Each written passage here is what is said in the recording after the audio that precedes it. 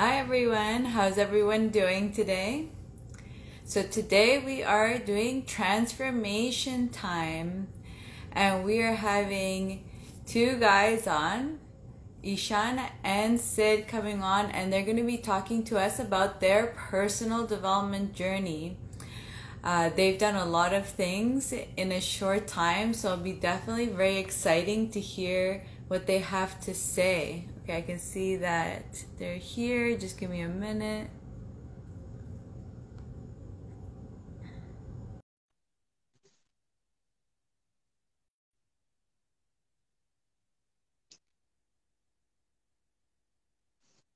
Hey guys, Hi, hi Dan. you. How are you? I'm good. Sid, Yourself? Can Sid you is hear good. me? Yeah, I can hear you. Can you hear me? Yeah, it just seemed a little delayed, but I think we're okay now. Okay. Yeah, probably. Yeah. How are So how have you? you been? Good, good. Busy, very busy. We're working on a couple of things. Deal on contract, getting a deal on contract. So a lot of things going on. We have Sid as well. Sid is also Hello. joining over here. Is he hiding? Hello. Oh, there he is. I was gonna say, where are the brothers? Both of them have to be I here. was just uh, I was just finishing up a call with a contractor, so Oh, awesome, awesome. I feel like actually it was the same thing with me. I was like last minute doing things. I'm like, I have to go, I have to go. Yeah.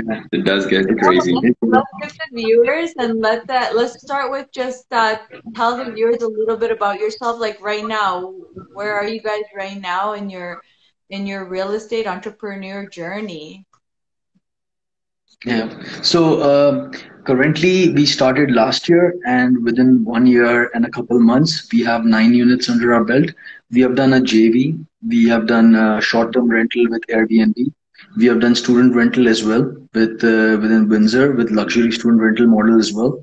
Along with that, now we have picked up a 5 unit with private lending at 0% down payment, and we are planning to do a complete BRRRR. And the renovation start next week. So having dealt with cash flow keys in the last quarter, we did like 9 cash flow keys. So learning all the skills, gaining all the expertise, and then growing is, I believe, the way to go. And we are putting a lot of effort. Yeah. And yeah, expanding as we speak currently. Yeah. And all this is happening when you guys are still working.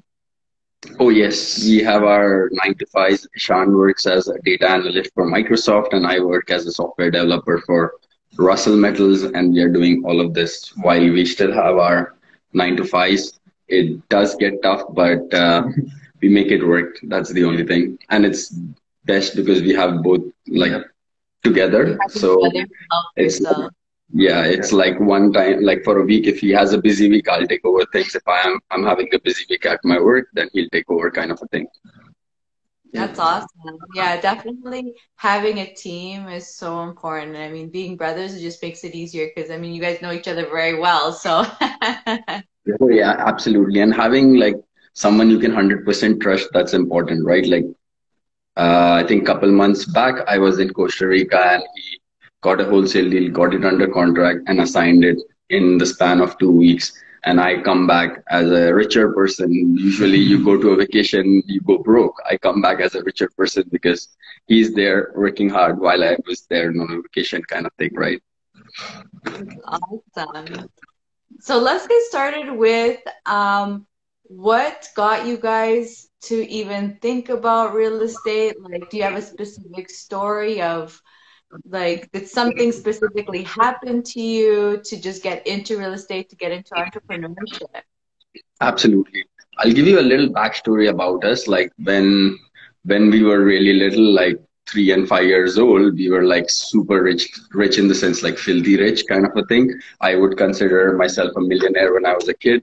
But then from peaks of wealth, we went to so broke that on an auspicious occasion like Diwali, which is like the festival of lights, we forget about having money to buy crackers. We didn't even have money to eat food. So we went like 0 to 100 real quick kind of a thing, 100 and to then 0. 100 to 0 real quick But the to other be way. precise. Yeah, 100 to 0 real quick.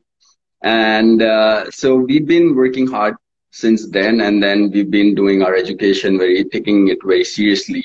So getting through our under like 11th, 12th, and then undergraduate. Both of us are bachelors. Both of us have bachelors of electronics. We did that in India, so that was like a challenge. And then coming abroad was another challenge because we had literally no money. And then our mother had built like had bought one house, and then we had to put it against a student loan for him to come here. And then next year I came here. So I think you came here 2013 December, and I came here 2014 December.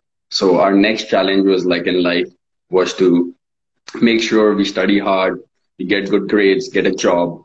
We did that. We got a good job. Now our next challenge was to pay off the student loans that was there back home, so that our mom's home is like free and clear. So we did that as well, and now we are. I think it's 2019. We were pondering on our life, and we are like, there is no real challenge in life anymore because we've been like pushed in a corner, running against the grain all the time. And then it's like, what is the next challenge in life? So we had no challenge whatsoever. So so we were actually like, Ishan really wanted to go for a Euro trip. So he kind of pulled me and he's like, we are going for this Euro trip. We are going for this music festival in Belgium called Tomorrowland, and we just go there. We kind of like 15, 20 grand per head. We blow that much money and come back. And then I don't know what happened in that trip that we realized like this is real life, like working 9 to 5 and, just having the minimum, bare minimum and enjoying and having the minimum is not life. You need to embrace everything fully. And then we realized like we work so hard, like the whole year, and we just get like maybe 2 weeks, and all our savings that we have, you go on a vacation and you just blow it all, and then you come home broke. This is not the way of living. And then I think 2019 September when we got July, September when we got back, Ishan got like started looking up real estate investing. He started looking up Matt McKeever. Big shout out to Matt McKeever. And then he started just going to these meetups where he would be working his 9 to 5 all his week, and on the weekends he'll be like, yeah, just drop me here. And this guy is paying 100, 200, 300, whatever meetup fees there is, and he's just spending his Saturday, Sunday as well, just learning and consuming data. And then one day he was like, yo, I want you to let's go to London after our work. So we live in Toronto. We drive to Mississauga for work, and then after work we are driving all the way to London for a meetup called Andrea. And I think in Andrea there was Matt McKeever, Matt Pichet, and Kellen. These three people were presenting that evening.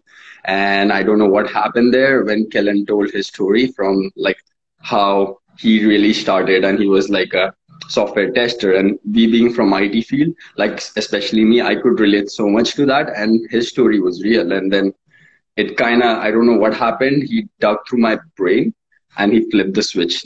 I didn't know how that happened, but that happened. And I'm like, if he can do it, we can do it too. And then both of us started our investing journey. But the main thing here was like, we didn't just get into it. We did our research very well. We went to every single networking event before we bought our property, even after we bought our property. So we knew all the big players in the game, who is targeting which market, what strategies they are using. So we were familiar with all the strategies. And then we started, I think, investing in April 2020. We bought our first house. Why don't you tell them about that? So April 2020, we bought the first house. Our first purchase was going to be, so this is basically how we started the entrepreneur journey, because we wanted to find freedom of time. How can we find freedom of time is through just having like make money while you're sleeping. And the only way is like real estate, or unless you're like a stock guru somewhere at the top where you're 100% sure that the assets work out. So that's how the entrepreneur inside us started kicking in, because we want to enjoy life. And from there we started our real estate journey. Right. So the first house we saw was like, we bid on a couple properties. We didn't get lucky. And then one of the houses we first were trying to get was where I was renting at a student rental, where I was student back in the day. And I go to this landlord and I'm like, I want to buy this place right now, because I used to stay in a $200 basement room without window with exhaust going to six Chinese people, and I'm like smelling everything they're cooking, like very humble beginnings, right? So he's like very excited, like, okay, you want to buy this place and whatnots. So I go over there, I'm bickering for $5,000. Oh no, I need $5,000 off.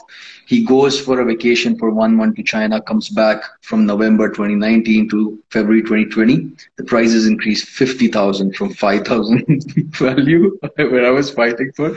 And that's when I realized, like, when you find a good deal, you shouldn't be worrying about small costs here and there. Otherwise, things go a different way. In real estate, you have to be looking at the longer vision. So we started looking at different markets at student rental, and we understood what the mortgage capacity was and the broker was okay with. So we started hunting wholesale deal. We found a first wholesale deal where we didn't even go and see the property because we knew what the market was in the neighborhood. So we were outbid by other people. So we knew, okay, this deal is good equity on the buy. We got that place. There were 6 rooms. I would house act over there, rent the 5 rooms, but there was a den area and COVID hit. So we are like, we moved from Toronto to Windsor, and then I built the den area into another room. So rented the 6 rooms, each for 600. 3,600 is the rental income, and the mortgage is 1,600.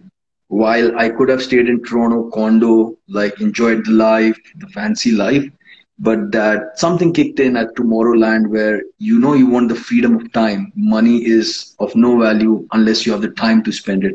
So emphasized on the student rental model over there. We see Marco Agbaba. Shout out to Marco because he explained us how luxury student rental models are done in Windsor.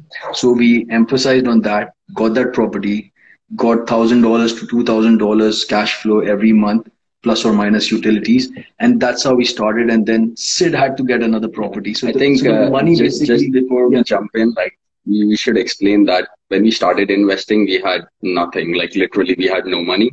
Ishan had maybe say 13 grand or something in his RRSP. I had like 12, and on hand even together, like we barely had 5 grand because we just came back from a Euro trip. We got robbed, so we had no money. He just blew it all. Yeah, it's like, yeah, that was true. Blow it off or got robbed. It's one and the same. But at least we had a good time. That's important, right? So like, yeah, so our money was just in RRSP, whatever we had accumulated over years of working on our software jobs. And that was leveraged. But that wasn't also enough for a down payment of $400,000 house. I had 13,000 with closing cost. The wholesale fees itself was 10,000. Like, so I have to come up with money. So we understood the concept of line of credits. We tapped all the banks and got the maximum line of credit we could. Within a span of 1 month, we had over $220,000 of lines of credit amongst us. So we could leverage each other's money to buy the asset instead of waiting for the time until we had the money cash in our hand. So it's just the cost of doing business. So whatever interest rate I got the money at and how much cash flow I'm making, if it nullifies that also, I sell the property in 1 year, I make money, but I was cash flowing as well. So that was the one strategy we used with me as a student rental model in Windsor because we were cash strapped. So like not so much cash. So that's how we got started. But for Sid, it was a different story because he could not buy a house in Windsor because he's not allowed to do work from home. So he had to stay in confined area within an hour's distance in Mississauga. So he had a house over here in Mississauga, or Mississauga would be really costly, right? So we wanted a detached house or like couple of units. So we could come as far as Cambridge. And in Cambridge, we started looking at houses. Now, again, he also has like $12,000. He's not that super rich. So basically now $12,000 of RSP, he also needs to leverage my money. like a gift letter from a brother. We are blood brothers, so he can gift me a letter. Technically, he's pulling from lines of credit, and when I give him a gift letter, I am also pulling from lines of credit. So the important idea over here is that one person went for cash flow. The other person had to be good in the bank's books. So we had to acquire multi-family units, right? So that one of the person is good in the bank's books, one of the person is good in our financial books, right? So that's how we used each other's strengths. And then once Sid got his house, we got a legal secondary dwelling unit, like 2 units, right? In a very nice posh neighborhood. Everyone was going for the cheapest deal back in the day, right? How much equity do you make on the buy? But we went the other route. We found the smallest home in the poshest neighborhood. Yeah. So in a way, the appreciation of the neighborhood takes us above and elevates us. So that was the strategy. And within that neighborhood, we found 2 units. So it can't get better than that. So we ran Airbnb in one of the units. We took some 5 months to get the Airbnb ready. Yeah, as we were understanding the proof of concept. And he told you initially we were like cash short trap. of, yeah. So basically, right, now we have done the Airbnb concept, and which is making wonders. To give you some idea, the 450 square foot, like a condo in Toronto would be 500 to 600 square feet. Like this is a 450 square feet basement, which makes $2,000. Like in the basement in Cambridge, not even Toronto. That's an hour and 10 minutes from here. So we understood this proof of concept, the model of implementing Airbnb and systemizing the process. We learned from the best people.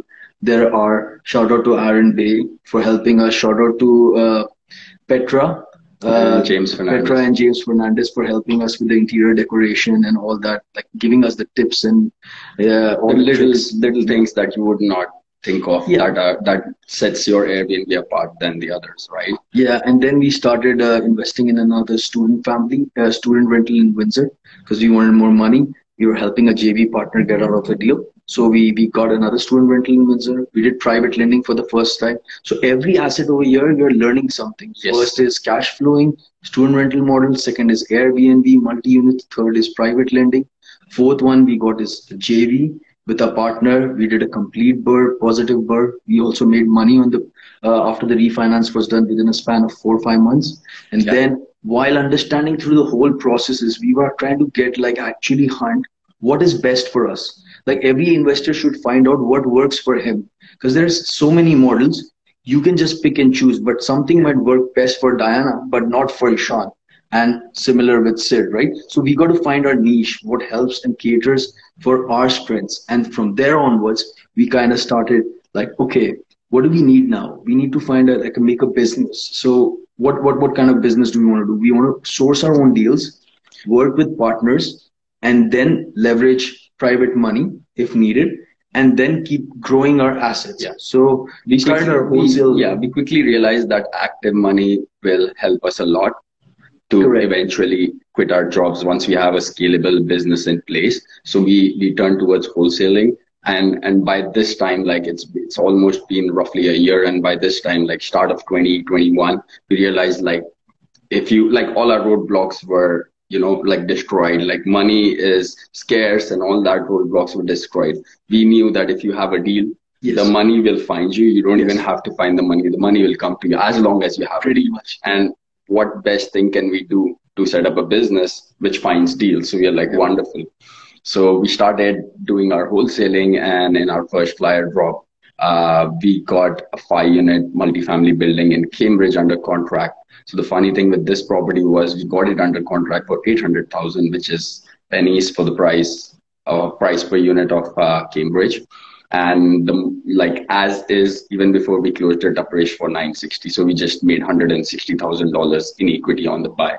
Now we didn't have money. Again, like we are always in negative. We are in debt because we are just aggressively purchasing assets one after the other. And like we have good salaries, so we didn't worry about, oh, I need the cash flow, or we were just jumping model to understand what fits us the best.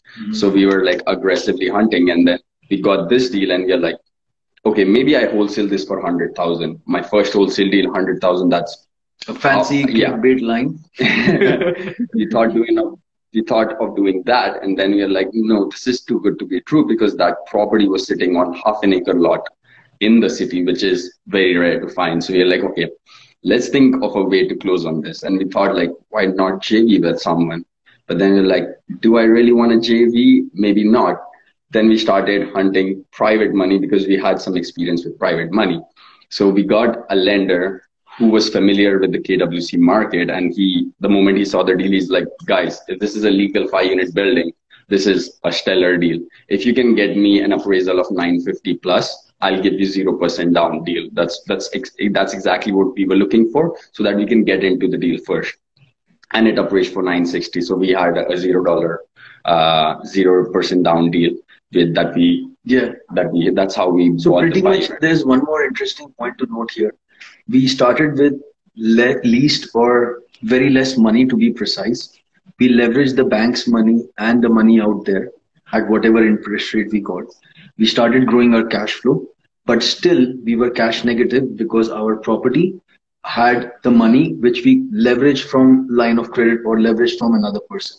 Now, instead of taking that But also, 100,000, there's a so point yes, that I want people to understand is you're technically cash negative for a short period of time because you're doing the renovations, but then Yeah, once you like flip everything over, you're back, back to cash yeah, flowing again.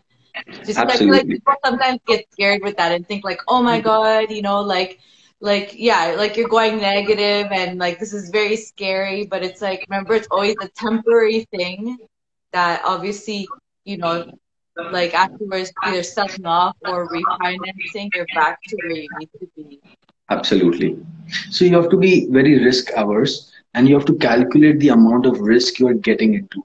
As long as you are calculating, okay, I'm going cash flow negative $200, but my job is making $5,000.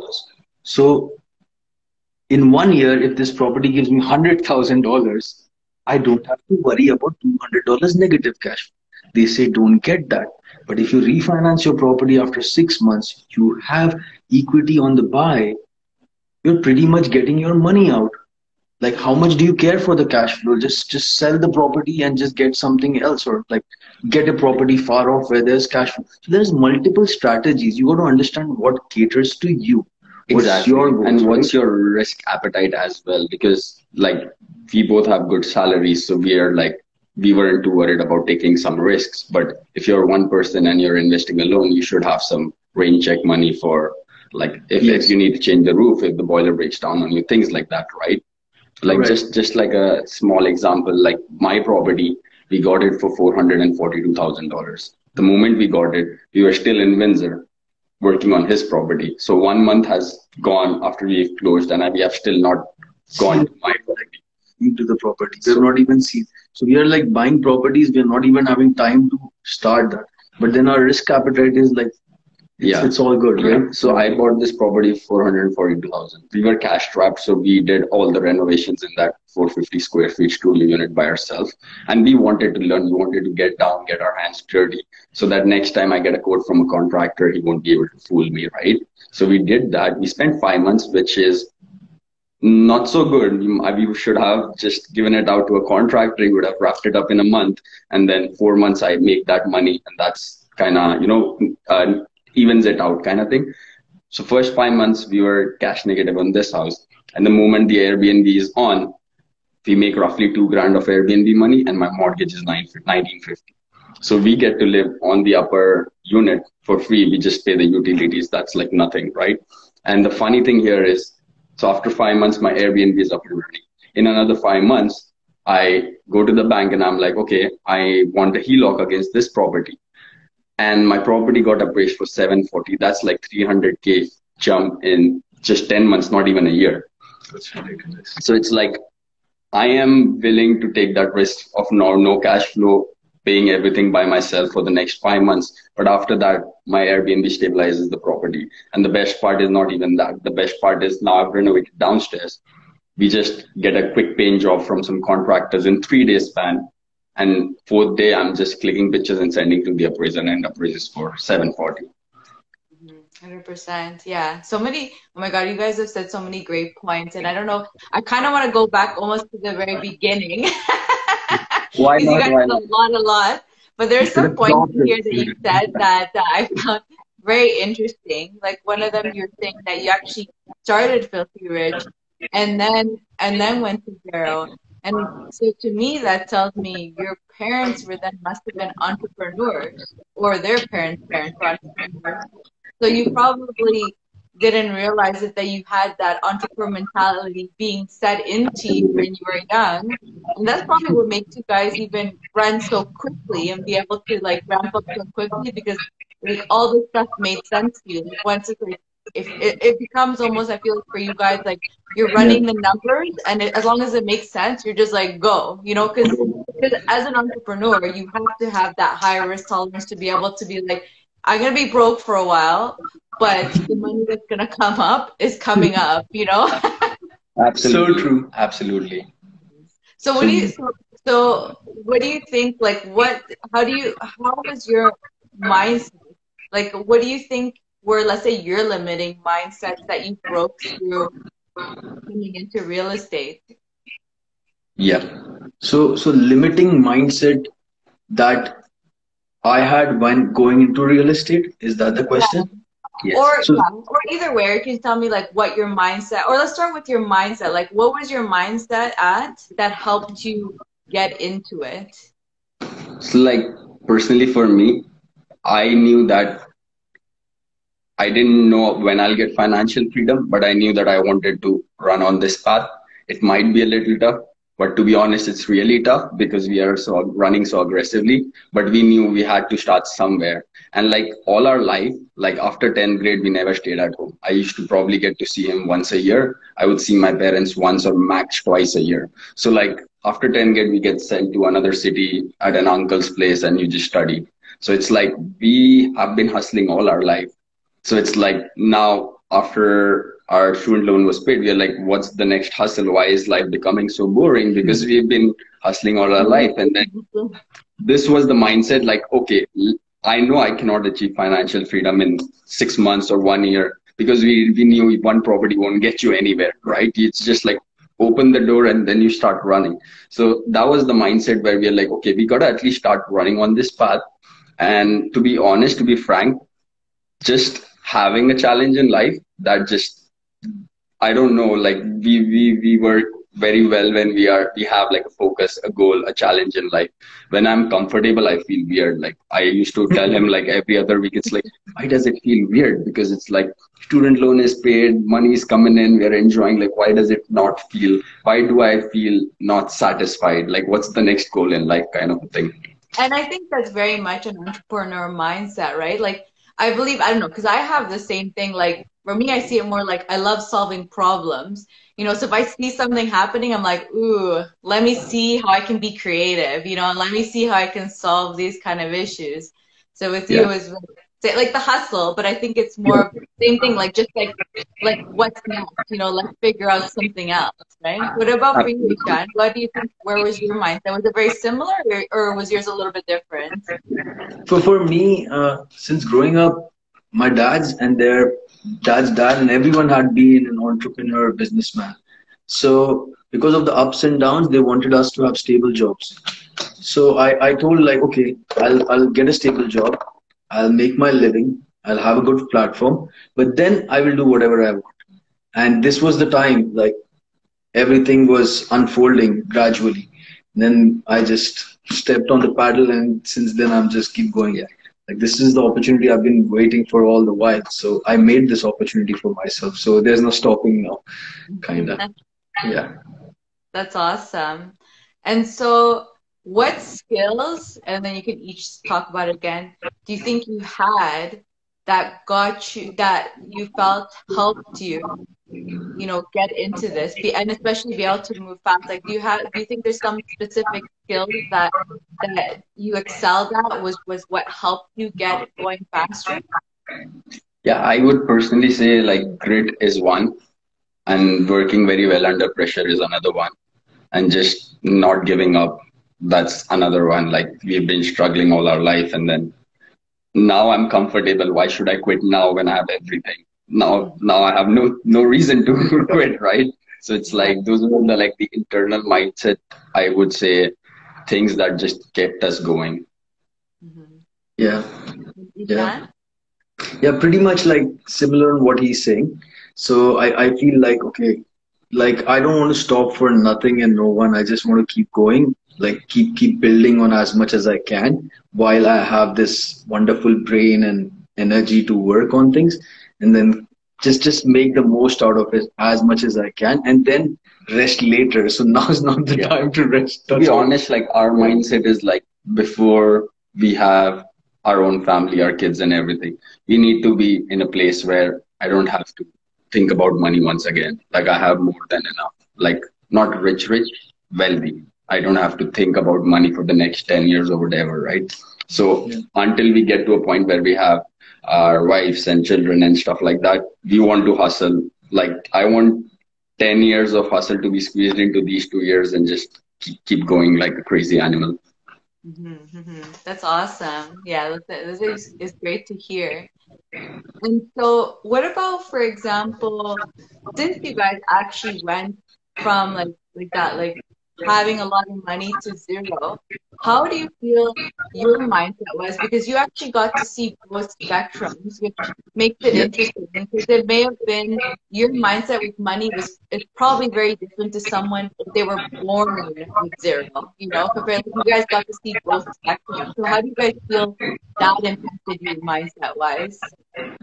I think like until my 10th grade, like once we went broke, from that point to my 10th grade, I was struggling a bit because I was living with everything I can still have. Like I was comfortable in life. So that just made me feel, oh, why can't I have another thing, another thing, another thing? And then that was like, it's like resistance when you think kind of a thing. So that was the issue that I was facing. But after 10th grade, when I went to a whole other city, went to my dad's mom, like grandmom's place, and I'm living with my grandmom. I'm living in a small city, and I'm seeing the simple joys of life. Like the fun thing to do would be go with your aunt to shopping, like go with your aunt to get some vegetables from the store. That would be the fun thing to be in the small city. So that was a really humbling experience. And just hanging out with our grandmom, she's very, very religious. Just hanging out with her, she kind of put it instilled into us that there is more to life than your your wants and money. So we understood like it's more important to be a good person as well. So those few years we just became a better person. And then we realized like, okay, though the resistance I was having, like why can't I have this, that, everything, that kind of went down. And and we were like hustling really hard because you're in another city, in a new province in India. In every province in India is like Quebec. So it's like a whole new language. So you're like, it's very tough. Like I couldn't read the name on the bus. So I had to literally ask someone beside me every time, is this bus going to the same thing? Can I hop on? It's like just crazy. So that was a very humbling experience, making new friends, studying in a city where you don't even know the language, picking up the language. So that humbling experience made me comfortable with whatever I had. Like I would always compare myself to the guy who's sleeping in a little hut in a city. He doesn't even have like a real home to sleep on. When I would compare myself to that guy, I would feel grateful for everything I had. Yeah. Yeah, for me, I frankly feel like nothing phases me anymore. Like when you see a Porsche Lamborghini, I am not interested in the Lamborghini as much as I'm interested in the person inside the Lamborghini, because I want to understand the skills, what got him here. Because once you understand that aspect, that is what phases me, the shiny, glittery thing. Because I've seen the up and seen the down. So every time when you're like trying to gain money, make more money, you're trying to reach somewhere, and when you reach somewhere, you're like lost again. So I'm not trying to reach that some number or something. I'm just enjoying the ride. It's very much important to enjoy the ride, would be the advice I would give for someone who has seen the top and gone to the bottom. Like that's what I feel like. Yeah. Yeah, very true. And I think a lot of people, I think like that a lot of people have this perception of entrepreneurs that it's really about the money. And whenever anyone talks to anyone, it's like has nothing to do with the money, and it either has to do with like the challenge, like especially once you start making a certain level of money, when you don't have the money doesn't control you anymore. It becomes more of the challenge, like Yeah. how can I solve this problem? Like how can I, for example, like what happens if I buy like five houses at the same time? Let's see if that's possible. It's like more like the fun challenges, you know? Yeah, pretty much. And once you unravel all these small issues and then get a solution, you try to become like, okay, maybe I can do that thing which I wouldn't even have fathomed in my imagination. Now you go to the next chapter. You're just reading a book which is like untold yet, and just writing it down and reading it out by the time you're like having your journey, right? So it's always fun to enjoy the journey. And when someone puts a stigma of, "Oh, Ishan, you're going for the money. How much money do you need? What do you want in life?" What is And the this and dollar that. value? I really don't care about those, like that mindset. The mindset itself is wrong. When you're trying to judge someone, when there is so much love and so much goodness around, you don't need to waste time with that particular Yeah. chapter or environment around you. Yeah. I keep telling Ishan, I'm not running for the $1 million. I'm running for the person it will make me when I get to my first $1 million. I want to be the best version of myself, right? Yeah. 100%, totally agree. And that's really basically one of the reasons why I had this show. Because same thing, like you start to get to a point where it becomes about, like you start realizing making money or growing your business has Yeah. to do everything to do with you. And then it Absolutely. becomes like I don't know, a very fascinating kind of like, how do I change myself? Because clearly I am the problem, and you know, if I can solve that problem, it will, you know, like I know that I'll achieve this goal because really it's me who has to change. Is that how you guys have felt it to be? Yeah, absolutely. Like I've been a problem solver all my life. I've done electronics engineering when people would go for simple kind of engineering, and I would like to, and I always like to, because as he said, we're going to different provinces. Language is not our friend. Our friend is math and science. What does math and science do? That's the only place I can make good grades, and languages pull me down in the grades. Like if you go to French province and I tell you to write a test in French, good luck. But then you boost your grades from like maths and science.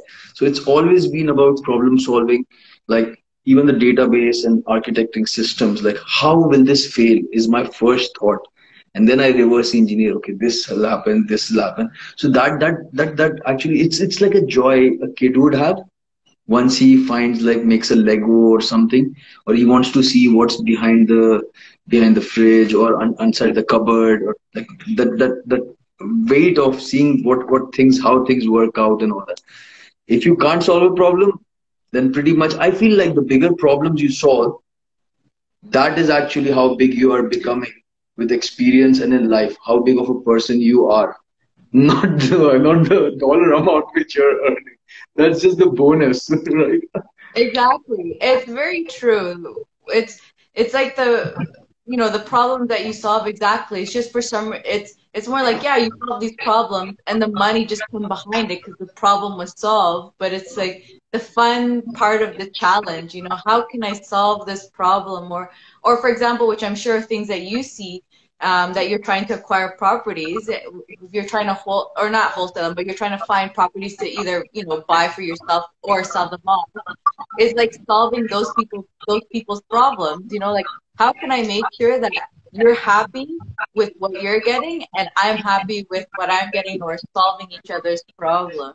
Absolutely. You emphasized on a very good point because it's in real estate, it's all about creating win-win situation for all the parties, right? Like the seller should be happy, I should be happy, person who gets the deal should be happy. If there is a realtor in between, he should also be taken care of because it's a team sport. Real estate is a team sport. It's not like you can go like Cristiano and just score a goal. It's more like Messi playing with the Spain team. You know, like Barcelona. it's like you hunt together. It's a team sport, and it's important that you create these relationships and maintain it because you cannot put any dollar amount in front of a relationship because sometimes I help you, next time you will remember me, and sometime you'll help me too. And the thing is, real estate is not a sprint, it's a marathon. So we will be connected for the next 15, 20, whatever. Once you get into the sport of real estate, you never stop, right? 100%, totally agree. And that was another thing that you spoke about actually also previously about the team and building your team. Like you guys have obviously a strong bond and like know each other well enough that you can work well. But how was the experience with building out your team and you know, having that comfort and trust in them? How was that experience for you?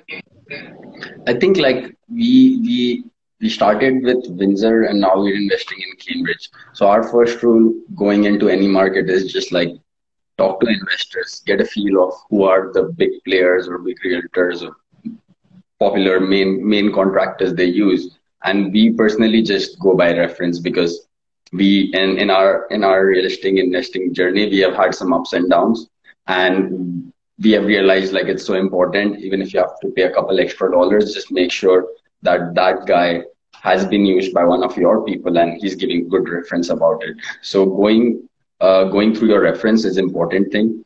I think talking to a few people before you decide who you want to work with is another thing.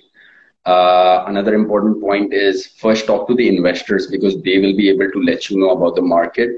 And then you talk to the realtors, then you talk to the property managers, then you talk to the contractors. Because once you talk to the investors, you get a good feel about the areas, who is a good person to have on your team, and then you just have a casual chat with everyone and get a feel for it, right? Like you might be the best realtor in say Oshawa, and I'm looking to go in Oshawa. You might be the best realtor in Oshawa, but you might not be the person, the right person to be on my team because we don't gel together, or the way you think is a little different than how I think. Because like having anyone on your A team is kind of a partnership, right? You got to take care of each other, but at the same time, your frequencies should match of how I am thinking, how you're thinking. So yeah, I would say that's kind of the high level idea. Yeah, pretty much. Yep. Yeah, that is, yeah, it's very true, and that's great to hear. And yeah, and great points that you pointed out, because it is, and something that I actually wanted to point out is also like the failures, right? Like, yes, you fight, like, because especially when you're starting and going quickly, some things that happen is you're always going to make mistakes on who's on your team or what's going on with the project. Like these mistakes will happen, like these little failures will happen, especially when you're going so quickly. Like you're learning your lessons a lot faster than like, you know, a person that buys a house like maybe every 5 years or something, right? If that's what they do. And so it's also just, I want to just point out that it's always very important that like you guys just keep on going, like find the mistake happen, but it's just like, okay, learn the lesson, you know, like that. Like maybe we didn't gel with this person. Now I kind of know the kind of person I want to work with now because you know you've learned from like the characteristics of that person, whatever, and then you move on forward and you're okay. Like now I know I kind of want to work with this kind of person or that kind of person, or these kind of details are important, or that kind of details are important. Absolutely. And it doesn't stop you. And I would like to add to that, like you need to be very fluid in the sense whichever direction you want to go or the wind is taking you, you should be ready to go there. Like to be honest, when we started investing, we thought, okay, we got to buy 10 student rentals. How do we do it? In quickly a span of say 6 months, I didn't want to own any student rentals. And today we have also sold all our student rentals. So like we jumped from student rentals to Airbnb to JV partnership on a bird project. And then now we are like, okay, private lending. So we are hopping, like we were touching base with so many strategies. Sorry? Is it basically experimenting, trying to find what really works for you, what you actually are interested in? Because obviously like that, like you start from the beginning and you don't really know what you want. To be honest, I feel like it's like you want to do everything. And then afterwards you're like, oh, okay, I only like this actually. Or you start honing in. Right? Yeah, absolutely. Yeah, and and like in the beginning, you would think like I would want to hedge against the risk as much as possible. Student rental is good because you're liquid all the time. But then you really want to buy a building, but you still have those mind blocks of where do I get the money from? How, like it's a big building, how do I make it work? So you're not, to be honest, you also don't know what you want. It's about, like someone had said this, like your first property won't make you rich, even your second won't, even your third won't, but by the time you get to third, at least you'll know what you want to do, and you would have so much experience that you can do whatever you feel like. So we are like, in that sense, we are very fluid in experimenting with different strategies and seeing what works best for us, and then once we find that, we double down on it. Yeah, 100%. So two good points that you've made. Pivoting like that, especially in real estate, pivoting is so important because even if you just depend on the market, like the market can make you switch so quickly and be like, we're going into, for example, like burrs. What happened with me? We were hardcore into burrs, and then we just found a really good deal that was a flip, and we flipped over. We're just like, okay, we're doing a flip now. Like, and our intention was 100%. We want to have a lot of burrs under us, and you just like flip. But the thing is, like you said, like you have to be willing to make those changes because the market is always going up and down, and you know, like that. You may be buying all these multi-units, and then all of a sudden the market's just not good for multis, but you're still wanting to be in the real estate and still doing things. So maybe like, you know what, right now it seems to be like that. Maybe birds are good, so now I'm gonna get into a bird or something. I think like I had seen it somewhere where it's like a 10-year cycle. Like first 3 years you're supposed to do this. In a boom cycle you're supposed to do this. In a bust cycle you're supposed to do this. So it's like you got to be very like you got to be ready to pivot whenever the market go up, can go down. Other than that, the market you are investing in might not be so attractive in the span of a year, and then you have to go to another market.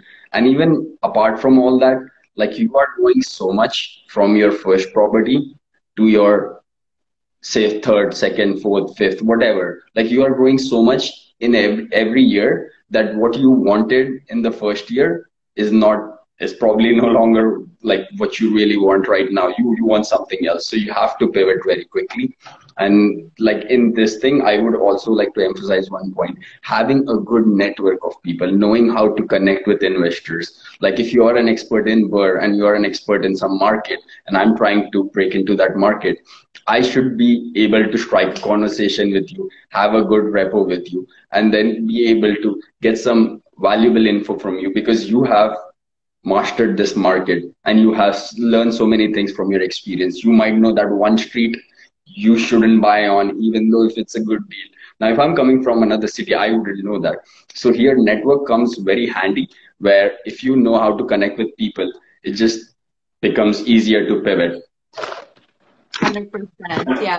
And you're just giving yourself that edge, right? Because if you're doing it on your own and you invest in a market where and you're doing it on your own, like you're having to do all the learning yourself.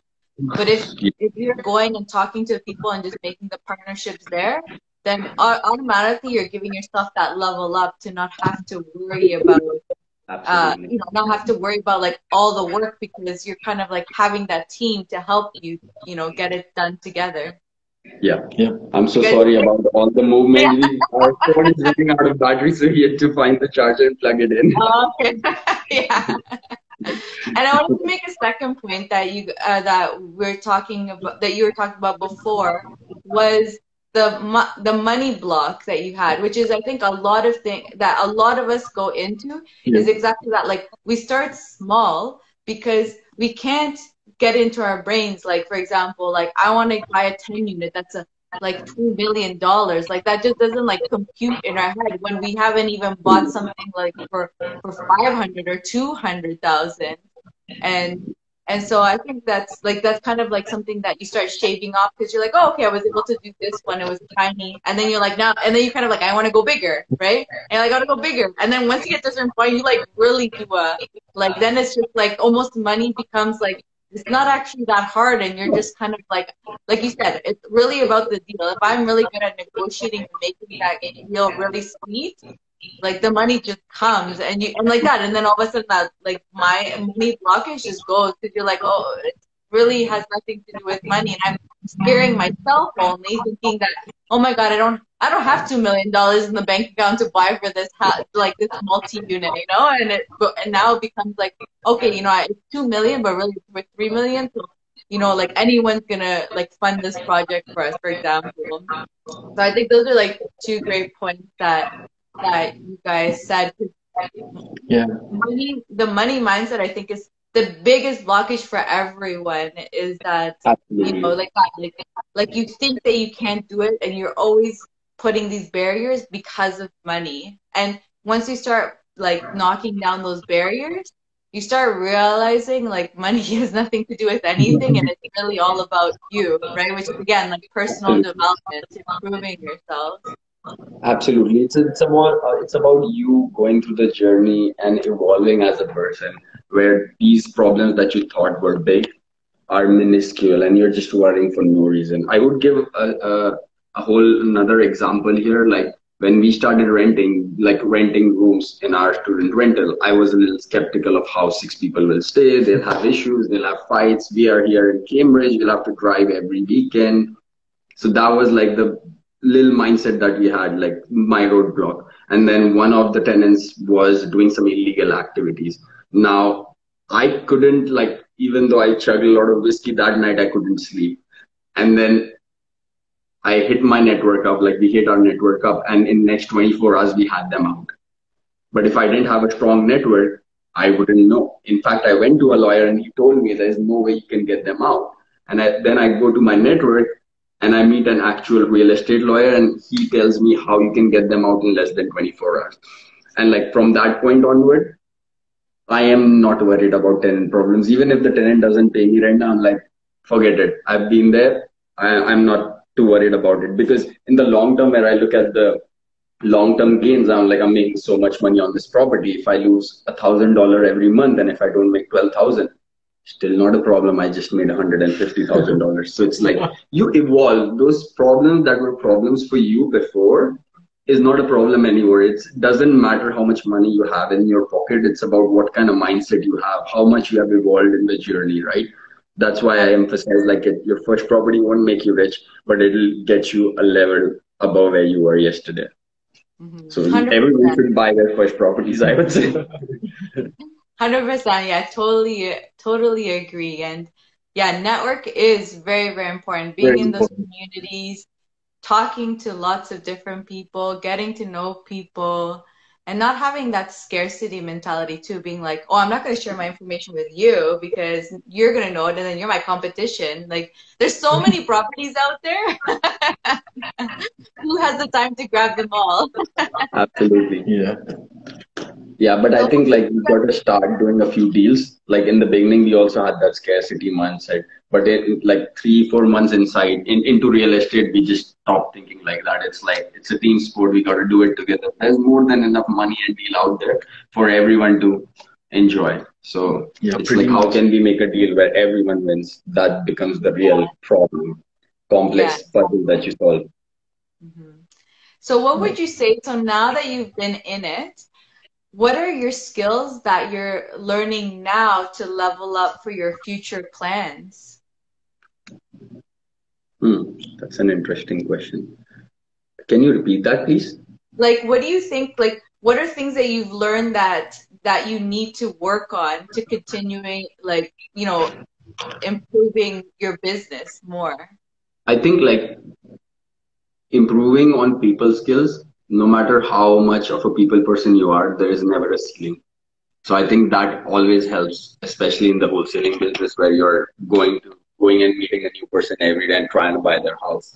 And like negotiation is one thing that we have definitely evolved a lot in. And I think we still have a long way to go. So those are the two things I feel like are very crucial. And just like trying out different strategies, we are doing that. So we are learning as we go. But these are the two things where even if I've excelled 10 years ahead of my time, I still feel like, okay, there is still space I can like, still levels I can go above, right? Yeah. It's Mhm. it's for me more mainly is like the things which I want to do. Like for example, I can do this painting over here, but I would never touch paint again. I can do the flooring, I would never do flooring again. But I would go and hunt down that $2 million, $10 million deal, and I would manifest that. How can I get there? And I would like to outsource all these small tasks because this I feel is a very big hindrance to let it go.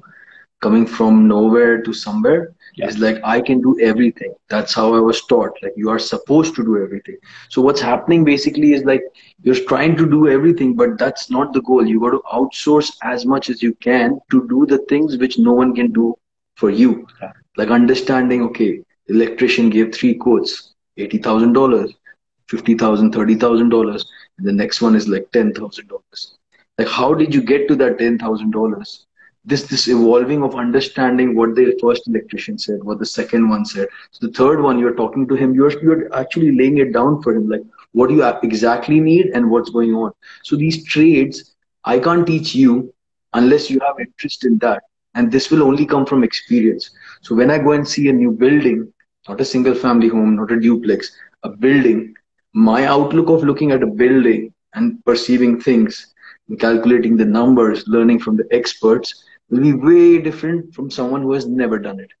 So these experiences of apartment building, negotiation at the big table, leaving a little meat will not cause that much harm as much as you think. Don't be too stingy. Look at the bigger vision. Do deals in volume. Like, and I feel like one most important thing I've learned is like there are a lot of haters or a lot of naysayers, or there'll be a, inside the you there'll be a small Diana, small Ishan who's like, hey, don't do this, maybe this is not good for you, maybe that person your mom is saying, my mom keeps saying like, what are you guys doing, you got so much on interest, like I'm getting interest from somebody and you are giving interest to somebody. It's like all this talk, oh my god, like this I've evolved like crazy. Like I don't get phased easily from like until it's like I want to get phased, right? Because I've seen the down and the up. So it's very tough to come and like, hey, you can't do this or this is wrong, or like who are you first to tell me? Have you done that and failed? Not just once, might be fluke. So you have to fail a couple of times. Like Abraham Lincoln failed 13 times. So I'm just like trying to understand like these things, no one will teach you. You have to do it. That's the only way you can grow. So unless you do it, you don't learn anything. Like you can read 100 books, that's of no value. You can go and join a course, no value. Buy that building, go through your own shitty problem of the building giving to you, then you would understand things, and then you'll get your contacts. You'll be there. Like that's most important for me. Yeah, those are all amazing, great points, and very true. Yeah, and very good points that I hope everyone listened to. Yeah. And so Yeah. the So last and final question for you guys, what is your future plan? So what do you think, what is it, do you have any goal set for like the next 5 years? Next 5 years. just as he has this. What was your goal? Like Go off grid. yeah, he has just three words: go off grid. That's all he keeps saying. Like just gonna make a lot of buildings, and my goal is also the same. Just go. Traveling the world is Yeah. kind of the goal. Yeah. And just not having to think about money for not for a year or two, just for a lifetime. That is the long term goal. But like our short term goal right now is like until December we're supposed to buy another building, say 10 units or so. That's the goal. Until December we are supposed to we are working on wholesale deals. We are supposed to wholesale 10 deals. Those are the short term goals. Long term goals, I would say, just become self-sufficient, like have scalable business which work even without you being there, like hiring those people, having those people who will take care of the business, who are passionate about the Yes. things they do, Yes. and having scalable business and enough buildings that Yes. don't need to ever work again. My goal in 5 years is within 5 years. I hope so that happens. You have a business where I pick up the baby, like my business, and give it to you. You take care. I'm going for a trip. I'll see you later. Like I can go and do geo arbitrage with all the money I have. I just want to come back again to a good standard of life. So the goal is maybe 10 unit building he's saying now. Maybe he'll acquire two 10 unit buildings. He doesn't know that. So technically when I say I have to achieve this, I have some numbers, but that those numbers doesn't actually mean sense unless I am jotting it down for every week what I'm doing to get that 5 year goal or the 1 year goal or the 6 month, the quarter or the month goal. So my actions every week are more important. Like so we are trying to hunt deals and this and that. But main goal for me is geo arbitrage, earn the money here, spend it in a country where the currency exchange is very, very easy to, and just enjoy simple things in life. And whenever you want to come back, like come back to normal life and just like, yeah. Yeah, someone has a question probably. There are lots of questions piling up. Yeah, there are a lot of questions going on. Yeah. But maybe what we could do is we could have another session and we could talk about like these kind of things of like, well, I know one of them was credit report, also lines of credit, because those are very interesting topics actually to talk about. So if you guys are interested, we can always talk later. We could maybe we'll do maybe another one and we can talk about some certain topics that, people have asked about. What do you guys think? Absolutely, absolutely. Because money is one thing that people, money is taboo. Finance is taboo. Yeah. People don't talk about it. Like I would be more than happy to tell you what I have and how I got it, so that you can maybe use that strategy. And that's like the abundance mindset, right? Like I got this from some person who helped me, and now I'm more than happy to help Yeah, the other people, absolutely. right? Yeah, but somewhere I don't want to decry upon the country from, but it's this traditional mindset of people like not letting others know. At times, oh, if they'll beat you, they'll excel, you'll be left behind. Don't tell your secrets. But I'm like, who are we fighting against at the end of the day? This is just a paper, right? And if we all have it, then you have someone to enjoy that sangria, Absolutely. that wine, or that like lemonade with. If you don't have anyone to enjoy that money with, then what's the point of that money in the first place, right? 100%. I am the exact same way. Like, I remember some people were saying same thing, like, oh, like, like, oh, you just want to be rich. I'm like, no, like, what would the point of being rich be if I don't even have friends that are rich too? I'm like, I want to help everyone Yeah, so that we can all, decide, like, hey, you guys want to go, like, shall we go to, like, Europe and just, like, hang out and chill out, and having that decision to be like, no, I have this, or yeah, let's do it. We'll go next week, and having yeah, options to do the things that we want to do because, like, yeah, we're all in the same where, like, we're like having another person that's like, oh, I can't because I don't have money. And then, it's like, oh. Absolutely. yeah, yeah. So true. So true. hmm Thank you so much, guys. It was awesome having you guys. It was fun to hear you guys' story. It was, yeah, so much information that you guys provided. Thank you so much. I know the audience liked it because there's so many questions. So hopefully we'll do another one and maybe we'll answer those questions. 100%. And Absolutely. I would like to thank you for having us on this show. And I hope we are able to give some value to the audience. And like I know there will be some people who are just starting their investing journey, and when you hear the mindsets and the things we have done to get where we are, I hope it just pushes someone or helps someone to take that leap of faith and get into investing.